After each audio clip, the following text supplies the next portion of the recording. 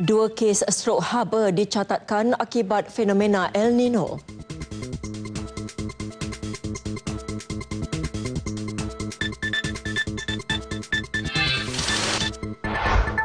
Kerajaan DAP Pulau Pinang diminta beri penjelasan isu penjualan tanah Taman Manggis Fasa 2. Kasta mewujudkan skuad khas lindungi pegawai penguatkuasa.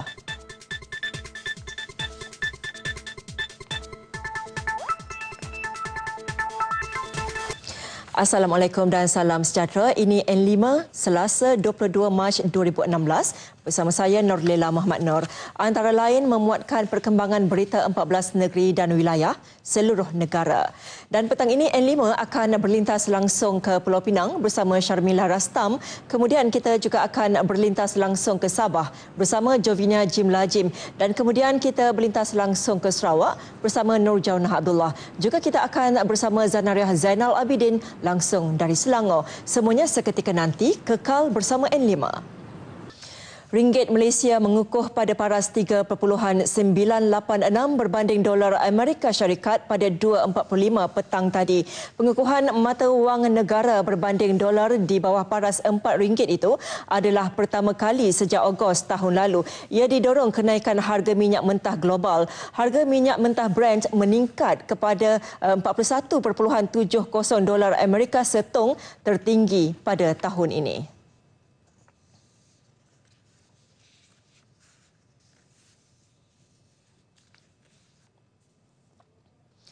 Seorang anggota dari Balai Bomba dan Penyelamat Kamunting disyaki mengalami strok haba berikutan cuaca panas dan kering akibat fenomena El Nino. Pengarah Jabatan Bomba dan Penyelamat Perak, Datuk Yahya Madis berkata, berdasarkan siasatan awal, Muhammad Azrin Mak Yusof, 25 tahun, yang bertugas di unit pilih bomba balai berkenaan, mengalami gangguan saraf.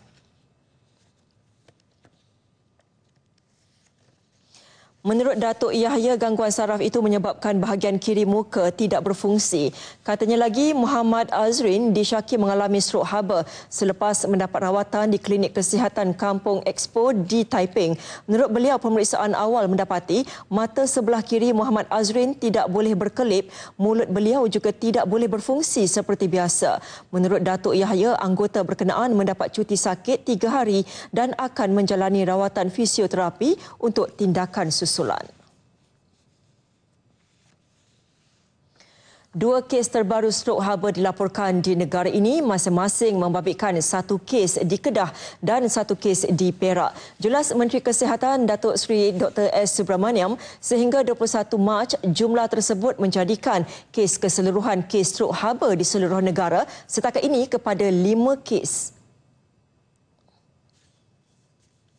Menurut Datuk Seri Dr. S. Subramaniam, Kementerian Kesihatan juga menerima sebanyak 29 laporan masalah kesihatan berkaitan cuaca panas melampau. Jumlah tersebut berdasarkan data yang direkodkan sejak 1 Mac lalu sehingga semalam, yang membabitkan 24 kes keletihan haba dan 5 kes strok haba. 29 dibawa ke hospital, 6 yang dapat rawatan dari klinik kesihatan. Kebanyakannya bukan serius, 5 kes yang pengsan akibat daripada stroke haba, lain semua ialah exhaustion dan sebagainya. Tambah beliau, Kementerian Kesihatan melalui pelbagai kempen sempena cuaca panas melampau telah memberi peringatan dan nasihat kepada orang ramai. Kebanyakan dari mereka telah mematuhinya bagi mengelakkan sebarang kesan kesihatan yang lebih teruk. Datuk Seri Dr. S. Subramaniam menyatakannya selepas melancarkan Pusat Penilaian Risiko bagi Keselamatan Makanan ASEAN ARAC di Putrajaya. Sementara itu, Penubuhan Pusat Penilaian Risiko bagi Keselamatan Makanan ASEAN ARAC di negara ini akan menyelaras segala aktiviti penilaian risiko keselamatan makanan di peringkat ASEAN. Jelas Datuk Seri Dr. S. Subramaniam, ia juga bertujuan mewujudkan satu standard yang sama untuk negara-negara ASEAN di dalam bidang keselamatan makanan yang dinilai berdasarkan penetapan piawaian antarabangsa. Tujuan kita ialah untuk meningkatkan lagi tahap assessment terhadap keselamatan makanan yang dibuat di ASEAN pada masa sekarang untuk bawa dia kepada suatu tahap yang lebih tinggi, iaitu yang boleh diiktiraf oleh agensi-agensi antarabangsa dan negara-negara yang lain macam Eropah, macam Amerika Syarikat dan negara-negara yang lain. Penubuhan ARAC juga mendapat sokongan Kesatuan Eropah EU dan dilihat membantu negara ASEAN dalam mencapai kata sepakat dalam bidang-bidang keselamatan makanan. Ia sekaligus membolehkannya menggunakan sepenuhnya sumber saintifik dan tenaga pakar serantau yang sedia ada. ARAC akan ditempatkan di bawah bahagian keselamatan dan kualiti makanan Kementerian Kesihatan di Menara Prisma Putrajaya. Dan susulan fenomena El Nino, sebuah badan bukan kerajaan, Majlis Tindakan Rakyat Kelantan MTRK mengambil inisiatif melaksanakan kempen kesedaran memperbanyak meminum air kosong. Bagi tujuan itu, sebanyak 100,000 botol minuman sedia untuk diagihkan. Menurut timbalan Presiden MTRK, Datuk Asyari Hassan, proses pengagihan dibuat di kawasan tumpuan ramai. Tumpuan turut diberi kepada mereka yang berisiko tinggi terdedah kepada kesan buruk akibat fenomena itu.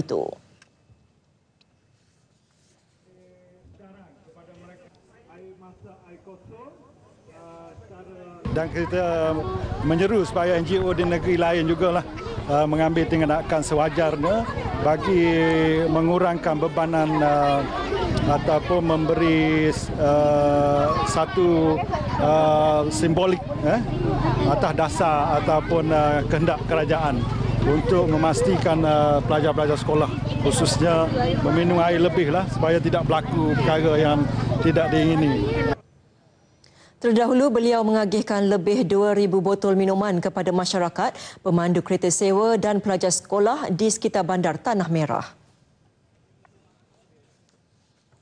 Penjelasan mengenai perubahan cuaca ekstrim yang sedang melanda negara oleh pakar perubahan iklim dari Pusat Kajian Kestrarian Global Universiti Sains Malaysia antara paparan lintas langsung dari Pulau Pinang untuk hari ini.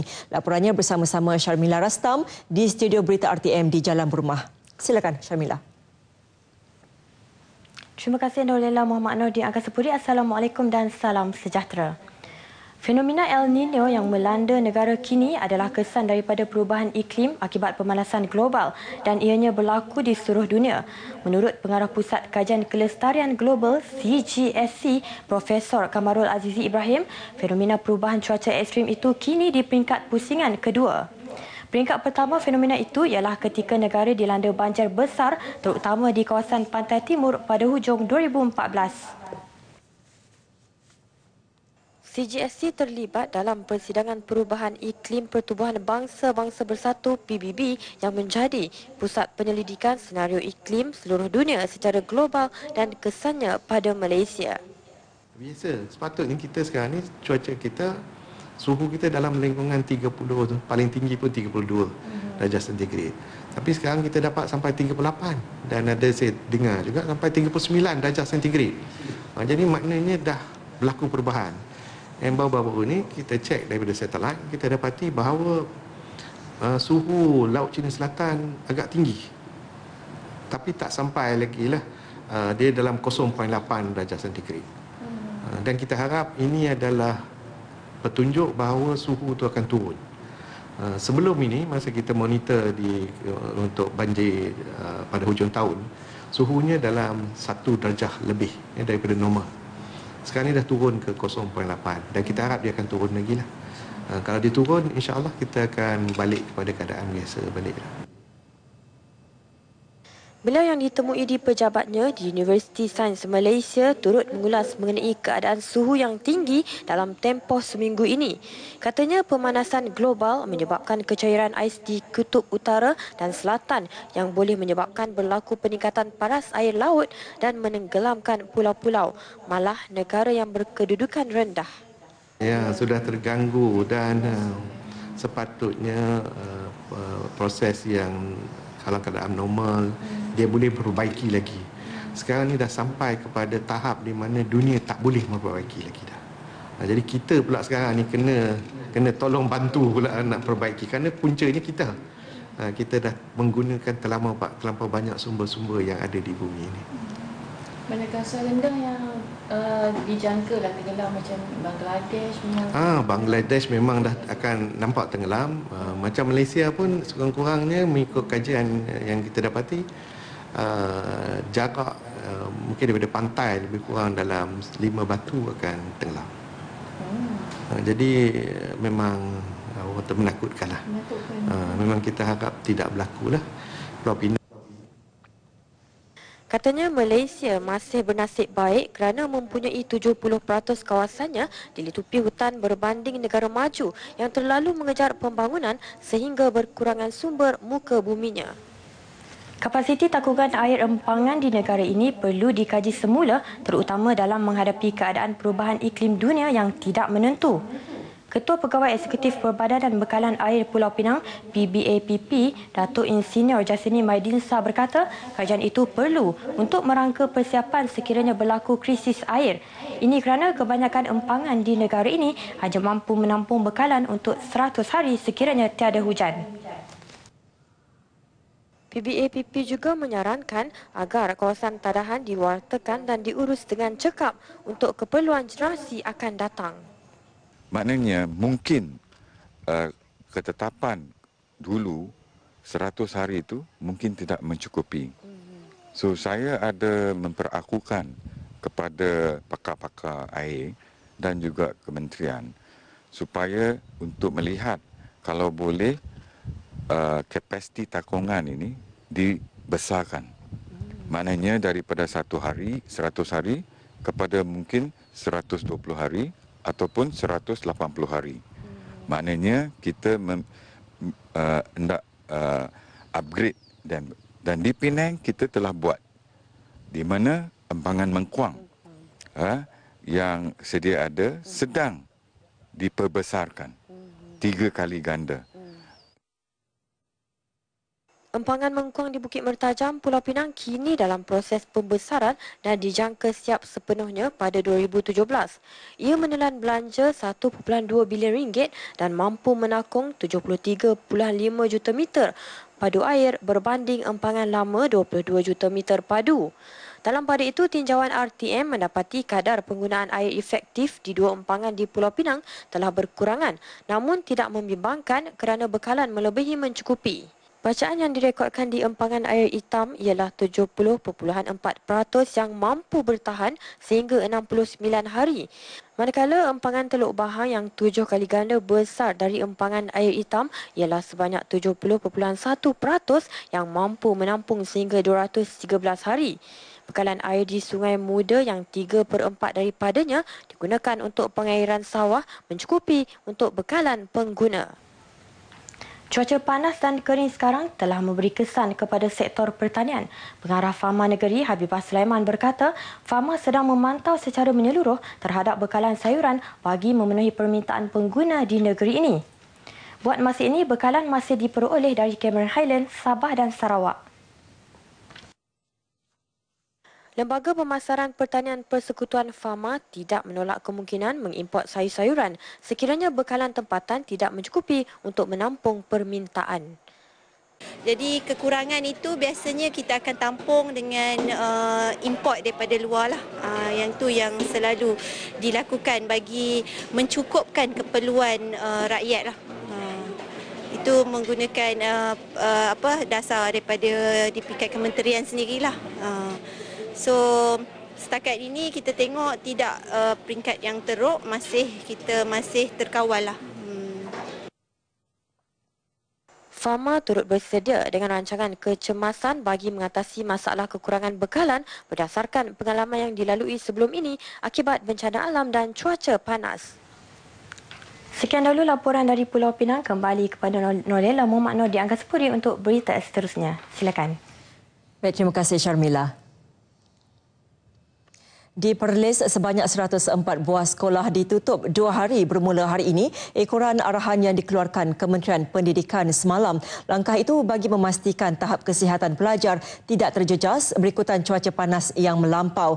Langkah ini juga dapat mengurangkan kebimbangan ibu bapa terhadap kesihatan anak-anak semasa di sekolah pada musim panas ini.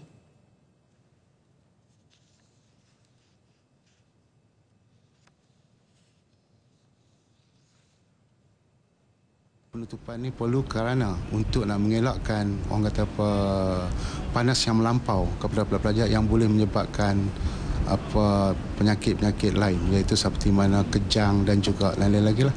Ya. Jadi keperluan tu amat perlulah untuk penutupan pada ketika ini. Penutupan sekolah bagaimanapun hanya melibatkan pelajar sahaja, manakala guru-guru perlu hadir ke sekolah seperti biasa. Di Sekolah Kebangsaan Felda Chuping, Perlis, semua guru di sekolah ini mengikuti kursus dalaman yang diadakan oleh pihak sekolah. Guru di sekolah ini kami melakukan kursus dalaman seperti VLE Frog, penyediaan bahan untuk sepanjang tahun ini lah. Di dalam VLE Frog tu kita boleh masukkan berbagai-bagai bahan-bahan PDP. Jadi untuk hari ini memang kami adakan kursus dalaman VLE Frog dan juga esok untuk kemahiran berfikir. Lebih banyak pihak tampil meminta polis dan Suruhanjaya Pencegahan Rasuah Malaysia SPRM menyiasat isu pembelian banglo Ketua Menteri Pulau Pinang Lim Guan Eng. Malam tadi pemuda MIC Pulau Pinang membuat laporan berhubung pembelian banglo bernilai 2.8 juta ringgit di Jalan Pinhon, Georgetown di IPD Timur Laut. Hadir membuat laporan 8 malam tadi itu ialah Ketua Pemuda MIC Pulau Pinang MP Rakash dan Setiausaha Pemuda MIC Pulau Pinang M. Kumarendran. MIC Pulau Pinang mahu kedua-dua agensi penguatkuasa itu menyiasat Guan Eng yang sebelum ini pernah melabelkan kes Menteri Besar Selangor sebagai kes rasuah keterlaluan. Ketika ditemui media di luar IPD Timur Laut, M. Kumarendran berkata, pemuda MIC akan membuat satu lagi laporan kepada SPRM dalam masa terdekat. Ia bagi mendesak SPRM menyiasat transaksi pembelian banglo yang menjadi pertikaian ekoran harga yang ditawarkan pemilik banglo berkenaan juga lebih rendah dari pasaran selain kaitan pembelian itu dengan tender pembinaan hospital mewah di Taman Manggis, Georgetown. Diharap pihak polis dengan SPRM dapat mendedahkan hal ini kepada orang ramai, terutamanya penduduk Pulau Pinang yang telah memberikan mandat kepada beliau sebagai Ketua Menteri selama 2 penggal ni. So diharap pihak SPRM dengan pihak PDRM dapat membuat penyiasatan yang teliti dan dapat mengambil tindakan yang sepatutnya. Kerajaan DAP Pulau Pinang diminta menjelaskan proses penjualan tanah Taman Manggis Fasa 2 di Georgetown kerana didakwa berlaku penyalahgunaan kuasa dari segi penjualannya. Menurut Naib Pengerusi Gerakan Bahagian Tanjung, Heng Kun Leng, terdapat beberapa perkara yang meragukan dalam soal penjualan Taman Manggis Fasa 2. Kerajaan DAP Pulau Pinang dipersoal kenapa tidak menjual tanah tersebut di lot 305, 306, 313 dan 314 kepada BN dengan nilai 22 juta ringgit. Sebaliknya menjual tanah itu kepada Kuala Lumpur International Dental Centre Sendirian Berhad dengan harga 11 juta ringgit sahaja. Kun Leng mempersoal kewajaran kerajaan negeri menjualnya dengan harga yang lebih rendah dan ketelusan Guan Eng dalam melaksana proses tender. Telah berlaku pemindahan syarat-syarat nyata ke tanah ini. Waktu tawaran kepada Kuala Lumpur International Dental Centre telah dibuat, tawarannya hanya sekadar untuk membuat pusat penjagaan kesihatan sahaja atau perkara-perkara berkaitan dengan perubatan dan kesihatan. Walhal selepas telah ditawarkan dan syarikat ini telah membayar hanya 11 juta, syarikat ini telah dibenarkan menukar syarat kegunaan untuk menjadikan tapak ini mempunyai hotel dan servis suit. Kun Leng ditemui media selepas membuat laporan polis mengenai perkara itu di IPD Timur Laut. 4 pertubuhan bukan kerajaan NGO mengecam kebebasan bersuara yang dilihat melampau dalam usaha menjatuhkan pentadbiran Perdana Menteri selain salah laku Ketua Menteri Pulau Pinang. Justru laporan polis dan Suruhanjaya Pencegahan Rasuah Malaysia SPRM akan dibuat mereka minggu depan. Bagi wakil mereka yang bernaung di bawah Pertubuhan Penyokong Barisan Nasional Malaysia PPBNM, bukan mudah mentadbir negara dan jangan hanya pandai bercakap tanpa fakta. Pertubuhan Penyokong Barisan Nasional Malaysia mengalurkan pihak polis dan SPM dalam usaha dan sedang disumbangkan ke atas kes-kes yang melibatkan pemimpin dari Parti Barisan Nasional dan parti pembangkang yang sedang berlaku di negara ini. Kita berharap rakyat memberi keyakinan dan sokongan yang ketara kepada pihak berkuasa untuk menjalankan tugas mereka supaya memulihkan keyakinan rakyat terhadap negara kita. Memandangkan keadaan ekonomi kurang memberangsangkan, PPBNM turut menyarankan pembangkang supaya membantu menjana ekonomi negara. Skuad khas Kastam Diraja Malaysia KDRM diwujudkan khusus melindungi pegawai termasuk penguat kuasa kastam daripada dicedera, diancam dan diugut penjenayah yang sama ada ketika mereka sedang melakukan operasi atau selepasnya. Beroperasi awal tahun ini di Lembah Kelang yang akan diperluaskan ke seluruh negara. Timbalan Ketua Pengarah Kastam Penguatkuasaan Pematuhan Datuk Matrang Suhaili berkata penubuhan dibuat berikutan sebelum ini pegawai-pegawai terbabit pernah diancam dengan pelbagai tindakan jenayah. Ia termasuk dilanggar dengan kereta, kediaman dibaling molotov koktail, malah pernah diugut bunuh.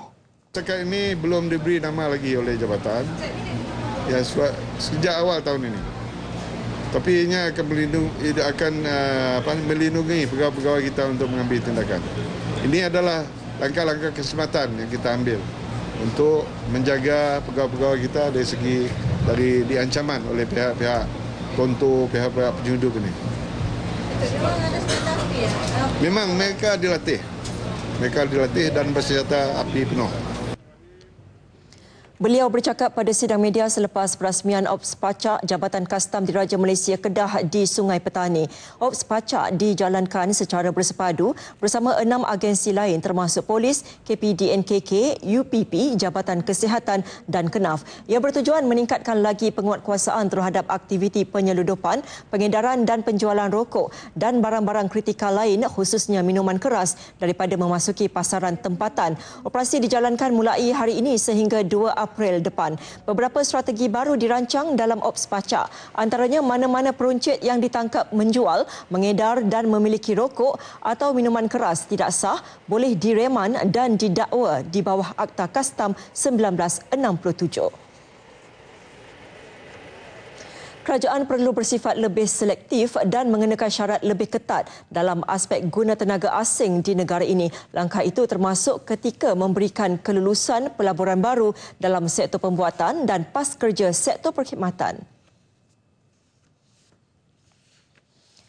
Titah Sultan Perak Sultan Nazrin Muizzuddin Shah, pelaburan terutama pelaburan asing di negara ini hendaklah diluluskan berasaskan kepada kepentingan negara selain pekerjaan yang ditawarkan membuka peluang kerja kepada warga tempatan. Untuk mengadap serta mendapatkan sembah. Mendapatkan pas kerja untuk warga asing kelihatan sebagai jalan senang yang semakin dijadikan option oleh kalangan majikan untuk kepentingan keuntungan jangka pendek urus niaga tanpa menghiraukan pelbagai implikasi negatif jangka panjang yang mula menjejaskan struktur sosial, struktur budaya, struktur demografi dan turut berpotensi menular menjejaskan struktur politik negara. Baginda memuji pendirian kerajaan membekukan kemasukan pekerja asing ke negara ini yang mana dilihat bertepatan pada masa kini. Titah baginda syarat yang lebih ketat amat perlu dikenakan kepada majikan supaya tidak lagi memilih laluan mudah untuk mendapatkan pekerja asing hingga mengakibatkan negara terpaksa menanggung kos yang tinggi.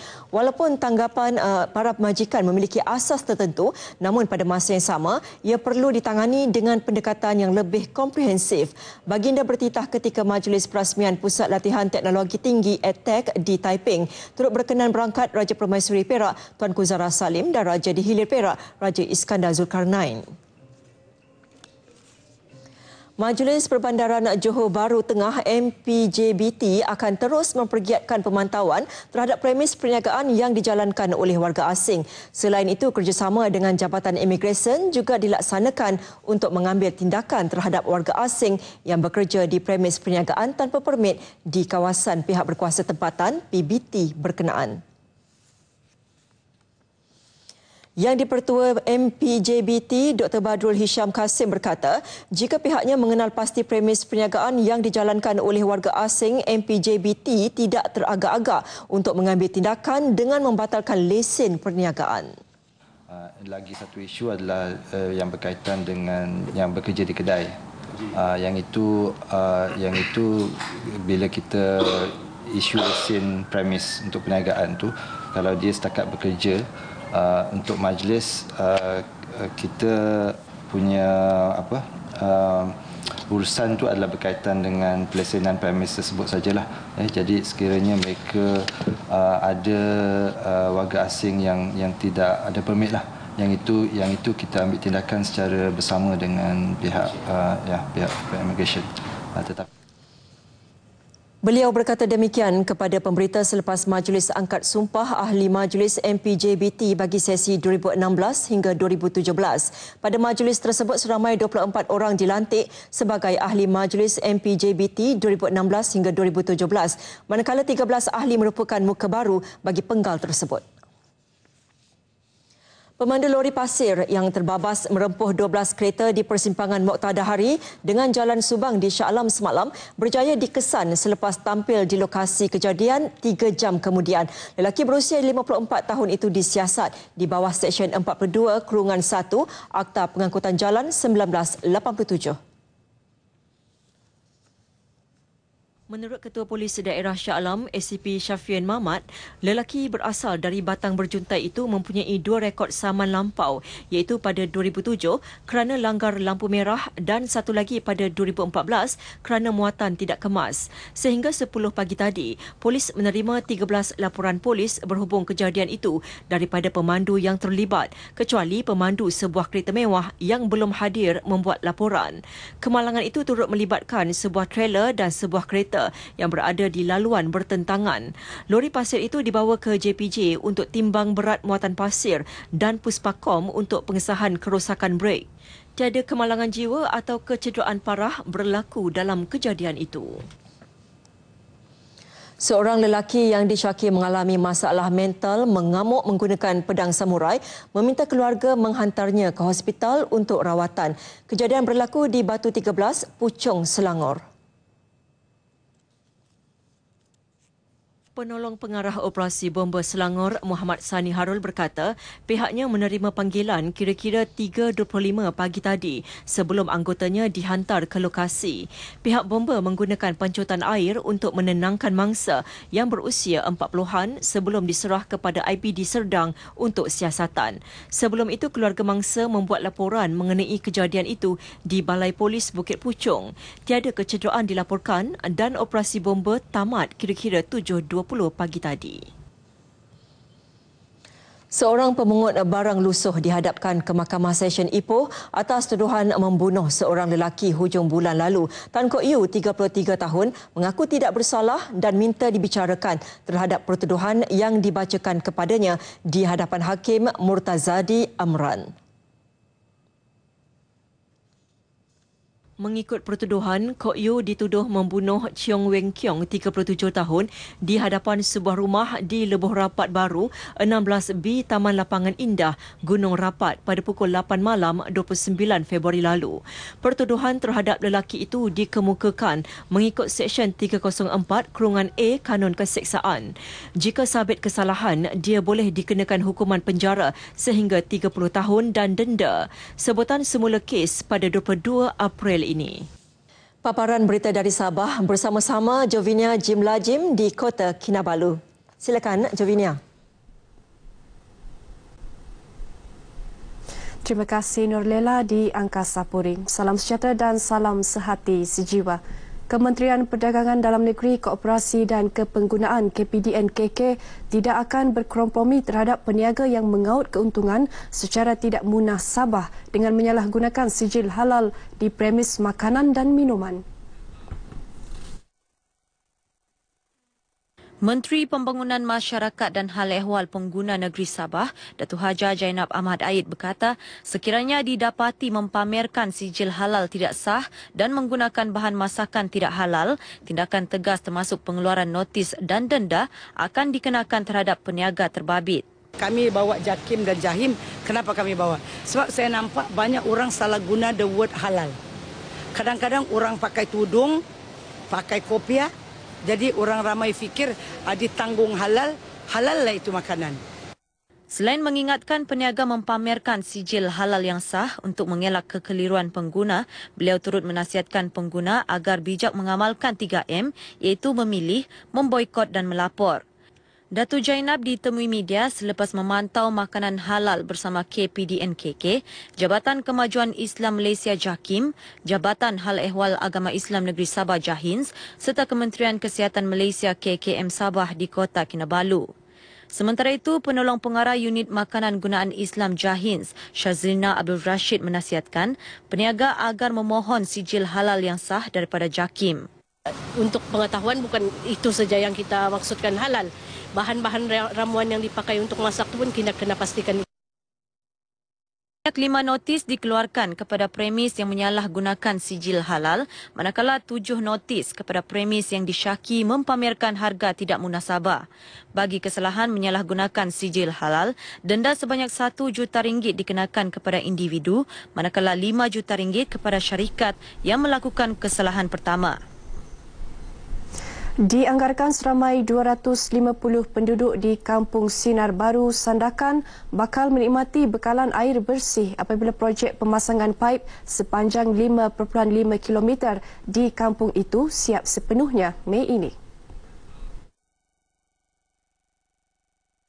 Pembantu Menteri Kerajaan Tempatan dan Perumahan Negeri Sabah, Datuk Haji Zakaria Muhammad Idris berkata, kontraktor yang dilantik melaksanakan projek itu memaklumkan kepadanya bahawa kerja pemasangan paip itu dilaksanakan sejak 10 Mac lepas dan kini telah siap sepanjang 1.5 km. Katanya terdapat 150 rumah di kampung itu yang sebelum ini terpaksa bergantung kepada air hujan dan membeli air untuk mendapatkan bekalan air bersih. Kejadian ini adalah kepentingan dan kebaikan untuk rakyat di kawasan ini. So, Alhamdulillah kita ucapkan ribuan terima kasih kepada pihak kerajaan negeri, terutama sekali pihak kerajaan persekutuan yang telah meluluskan KKLW meluluskan permohonan kita untuk mengadakan diadakan paip air sampai ke kawasan ini. Beliau berkata demikian selepas meninjau beberapa projek pembangunan di kawasan Dewan Undangan Negeri Dun Gumgum. Datuk Haji Zakaria yang juga Adun Gumgum berkata kerajaan memperuntukkan RM6 juta bagi projek pemasangan paip itu. Selain Kampung Sinar Baru, 3 lagi kampung berhampiran iaitu 2 kampung di rancangan Sungai Manila dan Kampung Batu Putih turut akan mendapat bekalan air bersih menerusi pemasangan paip tersebut. Perdana Menteri Datuk Seri Najib Tun Abdul Razak harus diberi peluang untuk membuktikan kemampuannya memimpin negara sehingga pilihan raya umum akan datang. Menurut anggota Dewan Undangan Negeri Adun Kedamaian, Jeremy Malajad, Datuk Seri Najib merupakan pilihan rakyat berdasarkan sistem negara berdemokrasi. Kita sudah mendapat pemimpin yang dipilih berdasarkan aspirasi rakyat itu sendiri melalui sistem demokrasi yang bebas. Dan kita perlu pertahankan kepemimpinan yang ada sekarang ini. Kita bagi ruang yang secukupnya untuk kerajaan semasa untuk membuktikan kepada rakyat bahwa mereka ini benar-benar dan berupaya untuk memimpin negara kita. Jeremy yang ditemui media di Kota Belud berkata demikian ketika mengulas deklarasi rakyat yang digerakkan bekas Perdana Menteri Tun Dr. Mahathir Mohamad yang menyokong penyingkiran Datuk Seri Najib sebagai Perdana Menteri. Sementara itu, Ketua Parti Bersatu Sabah PBS Bahagian Kedamaian, Demis Rumanti berkata, Datuk Seri Najib dan barisan kabinet sedia ada masih berupaya menjalankan tugas cemerlang. Selain menunggu pilihan raya umum untuk menentukan kerajaan akan datang, rakyat juga perlu menilai sumbangan antara kerajaan dan pembangkang terhadap rakyat. Baik, saudara, sekian berita dari Sabah petang ini. Kita kembali kepada Nurlela di Angkasa Puri. Silakan. Baik, terima kasih Javinia. Baiklah saudara, paparan berita dari Bumi Kenyalang, kita berintas langsung bersama dengan Nurjana Abdullah dari Berita RTM di Kuching. Silakan Jana. Terima kasih Nolela di Angkasa Puri. Assalamualaikum dan salam sehati sejiwa. Presiden Parti Rakyat Sarawak PRS Tan Sri Dr. James Chemut Masing melancarkan jentera pilihan raya PRS dan Barisan Nasional PN bagi kawasan Dewan Undangan Negeri Dun Samalaju di Rumah Siba Batu 25 Jalan Lama, Bintulu Miri. Majlis tersebut dihadiri kira-kira 2,000 penyokong PRS dan parti komponen BN yang lain, termasuk lebih 60 tuan rumah dan ketua masyarakat di Dun Samalaju. Dun Samalaju merupakan antara 11 kawasan baru yang bakal dipertandingkan semasa PRN ke-11 yang akan datang. Tan Sri James dalam ucapannya menyeru agar semua pihak bersatu dan bergerak seiringan dalam usaha memastikan kejayaan milik BN pada PRN nanti. Bercakap kepada media selepas melancarkan jentera BN PRN Dun Samalaju, beliau meletakkan keyakinan kerusi Samalaju akan diperuntukkan untuk PRS. I want to make it clear that Samalaju will be PRS seat. Okay, that's one. Two, PRS calon will be Majang Rengi. So there is more and more dispute. I don't want to have any more. I won't negotiate on this issue. PRS are given 11 seats. That include Samalaju. Menurut Tan Sri James yang juga Menteri Kemajuan Tanah Sarawak, Samalaju merupakan kawasan perindustrian yang terletak di kawasan PRS, maka dun tersebut wajar diberikan kepada parti itu. Ditanya berkenaan usaha pihak tertentu dalam parti komponen BN yang turut merebut kawasan Dun Samalaju itu, ini jawapan beliau. There is some misunderstanding, but the misunderstanding will be settled tonight. If they still carry on, that means they are not very good members of Barisan Nasional. You kacau you punya kawan. You don't pick fight when you're friends. Nah, that very important. Jangan lawan kawan. Jangan kawan lawan kawan lah, please. Kawan help kawan, tolong kawan. As we help others, and other seat belong to SPP and SPDP will assist them. Timbalan Presiden PRS Datuk Joseph Antulu Balaun serta beberapa pemimpin PRS lain turut hadir pada majlis tersebut. Kesedaran pedagang dan pengusaha untuk mendapat sijil halal terus dipergiatkan. Terbaru Persatuan Pedagang dan Pengusaha Melayu Malaysia Perdasama menganjurkan program transformasi untuk mendapatkan pensijilan halal syarikat. Menurut Naib Presiden Perdasama, Datuk Profesor Dr. Naim Muhammad, pihaknya mengambil inisiatif secara bersemuka untuk terus membantu usahawan memiliki sijil halal yang sah daripada pihak Jabatan Agama Islam dan Jabatan Kemajuan Islam Malaysia, JAKIM. Ujarnya sebagai langkah pertama, pihaknya akan mewujudkan kerjasama strategik dengan pihak kerajaan negeri, ahli jawatan kuasa pemandu khas halal Sarawak serta beberapa agensi seperti Lembaga Kemajuan Ikan Malaysia LKIM, SME Bank dan Perbadanan Pembangunan Perdagangan Luar Malaysia MATRED.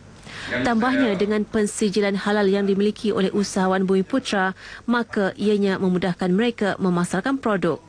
Datuk Profesor Dr. Naim berkata demikian ketika merasmikan program transformasi untuk mendapatkan pensijilan halal syarikat di Kuching. Dalam pada itu, Perdasama juga melaksanakan program globalisasi untuk membimbing usahawan Bumiputra sedia ada yang telah memiliki sijil halal untuk memasarkan produk ke peringkat global dengan membina rangkaian pasaran halal di setiap benua. Semestinya ramai yang terfikir bahawa di Taman Negara Tanah Bencah Kuching KWNP yang berkeluasan 6,610 hektar hanya dipenuhi oleh pokok bakau serta kehidupan marin sahaja.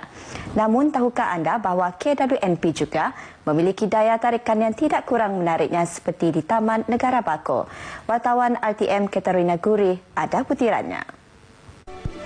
Salah satu daya tarikan berdekatan taman negara itu yang tidak harus dilepaskan ialah perkampungan nelayan pesisiran pantai iaitu Pulau Salak yang merupakan antara kampung Melayu terawal di negeri ini.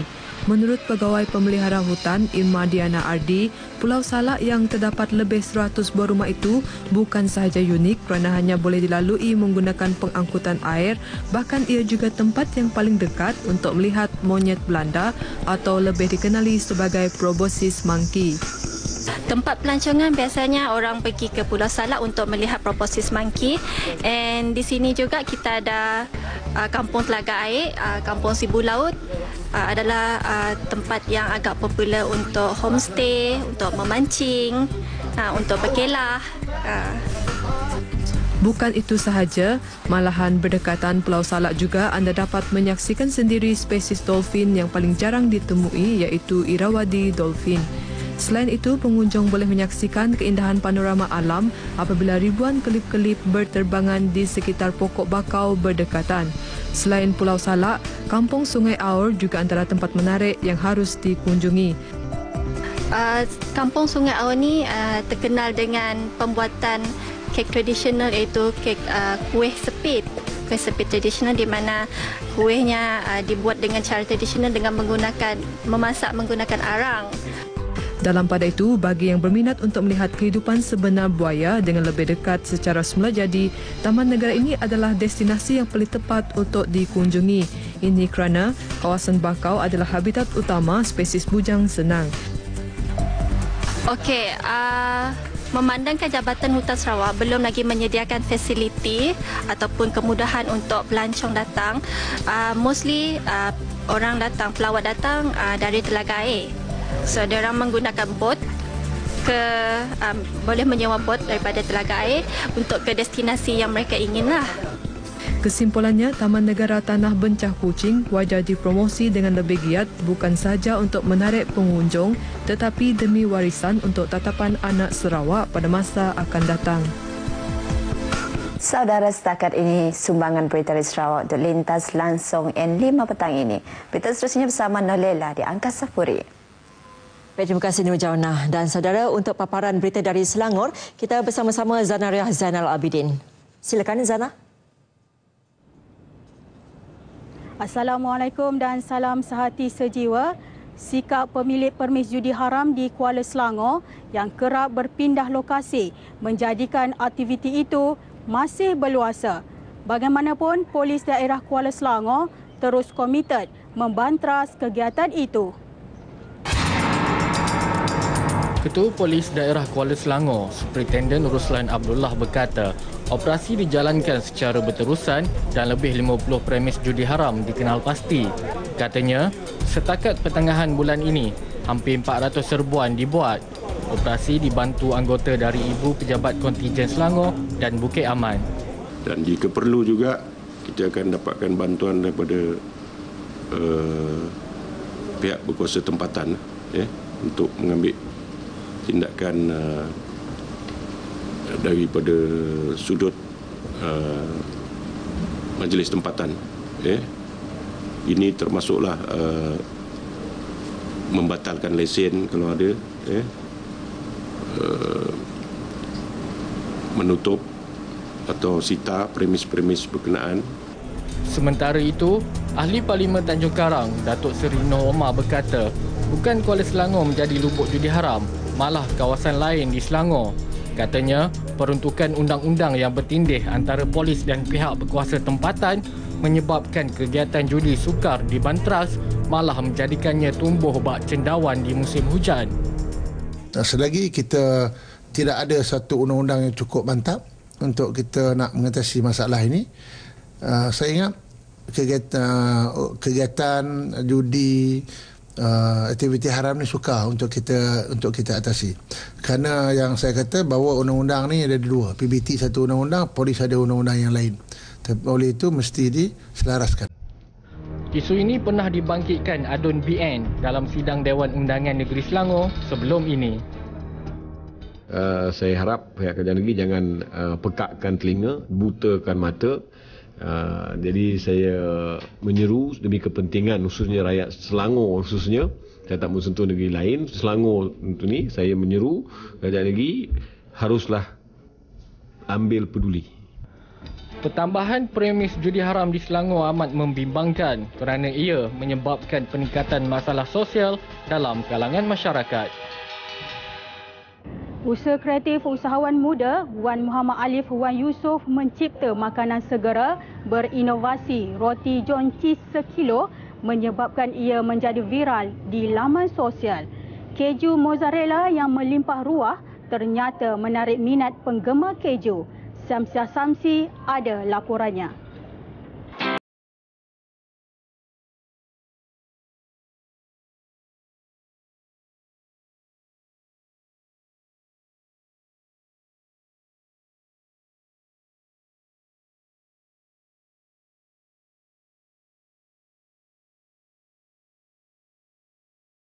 UiTM Shah Alam itu mencipta kelainan dalam ramuan roti John-nya. Macam mana tercetus idea roti John cheese ni daripada sebenarnya saya nak buat balik burger bakar, tapi season burger bakar kan macam dah kurang sikit kan, slow sekarang. Jadi saya combine kan yang daripada resipi patty burger bakar tu dengan cheese. Saya penggemar cheese, gila cheese. Saya combine dua tu yang terhasilnya roti John cheese kilo. Keunikan resepi roti John ini sentiasa mengubah persepsi pelanggan baharu sehingga mereka setia menanti. Selain menggunakan keju yang berkualiti, pelanggan juga boleh memilih 3 jenis sos dan mayonis pada daging lembu atau daging ayam kisar yang telah dimasak menggunakan campuran rempah agar memberi kelainan pada cita rasa roti John-nya. Sukatan dia memang kita tak buat secara, kita tak buat pukal tau, tak buat banyak. Maksudnya satu roti John kita pakai bekas dia dengan ikut sukatan yang memang sedia ada lah. Dengan harga RM15 dan roti bersaiz besar ini boleh dimakan antara 3 hingga 4 orang. Rasa kalau macam biasa kan kita makan roti John cuma rasa telur, daging. Ni rasalah dia punya cheese, ada tambahan cheese tu. Ada cheese sauce dia, ada apa? Black pepper sauce dia, rasa pedas, rasa lemak krim tu adalah. Melihat keju yang melimpah ruah di atas roti John ini membuatkan sesiapa saja tidak sabar untuk merasai kelazatan roti John yang popular ini.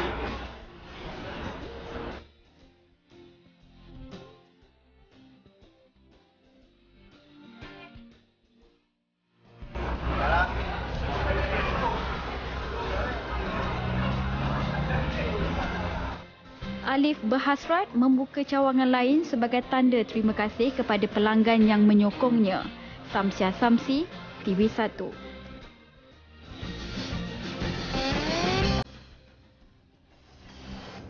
Paparan itu mengakhiri litas langsung dari Selangor, kembali kepada rakan penyampai di Angkasa Puri untuk berita seterusnya. Assalamualaikum dan salam sehati sejiwa. Waalaikumsalam. Terima kasih Zana. Dan saudara, untuk mengetahui keadaan cuaca semasa, kita terus ke Met Malaysia bersama pegawainya Nur Intan Hazwani. Silakan Intan. Assalamualaikum dan salam sejahtera. Pada ketika ini, tiupan angin adalah lemah sekitar 10 hingga 20 km sejam dan ia bertiup dari pelbagai arah untuk seluruh negara pada hari ini. Dan Met Malaysia juga tidak mengeluarkan sebarang amaran laut untuk mana-mana kawasan perairan negara. Dan pada petang ini, keadaan cuaca masih lagi hujan untuk negeri Selangor, terutamanya di kawasan pedalaman Selangor dan juga pedalaman Pahang, begitu juga di kebanyakan daerah di negeri Johor. Dan keadaan cuaca hujan ini boleh berlanjutan sehingga ke ke awal malam nanti. Untuk negeri Sabah, keadaan cuaca tiada hujan di kesemua bahagian. Begitu juga di wilayah Persekutuan Labuan. Dijangkakan keadaan cuaca tiada hujan sepanjang malam ini. Negeri Sarawak, keadaan cuaca adalah hujan pada ketika ini di kebanyakan bahagian, khususnya di kawasan tengah dan barat Sarawak. Dijangkakan keadaan cuaca hujan di Sarawak sehingga ke malam nanti. Dan sebelum berpisah, kita ke tinjauan cuaca hari esok untuk semua bandar-bandar utama seluruh Malaysia.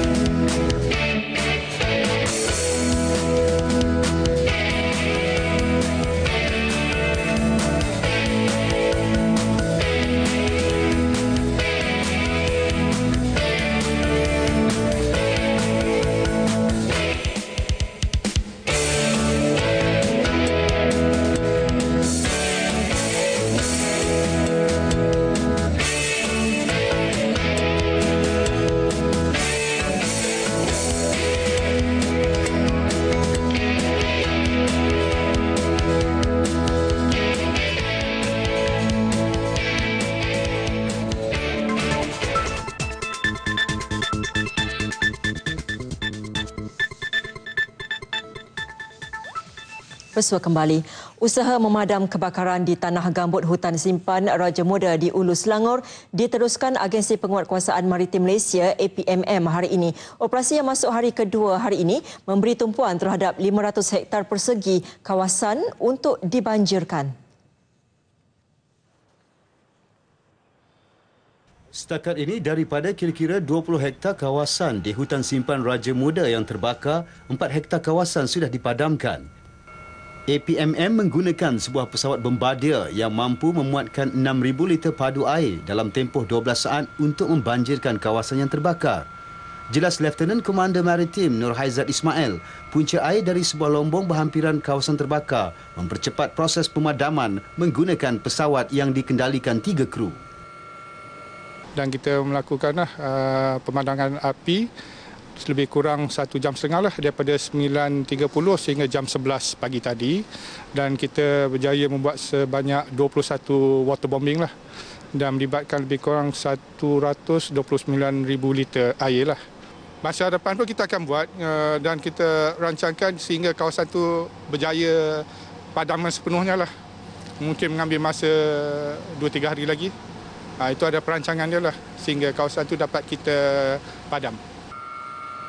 Semalam pesawat sama telah melakukan 15 sesi waterbombing menggunakan 90,000 liter padu air dan melibatkan kawasan seluas 10 km persegi.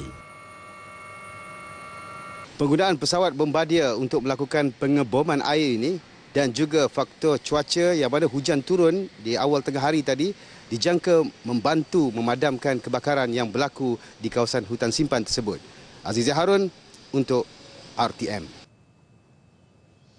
Bank Rakyat mengumumkan keuntungan sebelum cukai dan zakat 2.01 bilion ringgit bagi prestasi keuangan tahun berakhir 31 Disember 2015. Dan sehubungan itu, Bank Rakyat mengumumkan pembayaran dividen tunai sebanyak 13% berjumlah 385 juta ringgit kepada ahli esok. Pengerusi Bank Rakyat Tan Sri Abdul Aziz Zainal ketika mengumumkan perkara itu berkata pencapaian itu didorong pengukuhan dalam jumlah pendapatan kumpulan sebanyak 6.43 bilion ringgit. Selain itu, jumlah pendapatan kumpulan mencatat peningkatan lebih tinggi iaitu sebanyak 368 juta ringgit atau 6.1% berbanding 6.06 bilion ringgit tahun lalu. Pada keseluruhannya, Bank Rakyat terus berjaya pada tahun 2015 mengekalkan kedudukannya sebagai bank koperasi Islam terbesar di negara ini dan mendahului institusi kewangan Islam yang lain di negara ini dari segi keuntungannya. Tan Sri Abdul Aziz berkata demikian dalam sidang media mengumumkan prestasi keuangan Bank Rakyat bagi tahun 2015 di Ibu Negara. Sebuah rumah transit akan dibina di Jalan Kota Tanah dekat Alustar, Kedah tidak lama lagi bagi memberi perlindungan kepada warga emas, gelandangan dan mangsa penderaan. Menteri Besar Kedah Datuk Seri Ahmad Bashar Mat Hanifah berkata, penubuhan rumah transit tersebut adalah hasil inisiatif sebuah gabungan pertubuhan badan bukan kerajaan NGO iaitu Majlis Kebajikan Negeri Kedah MKNK.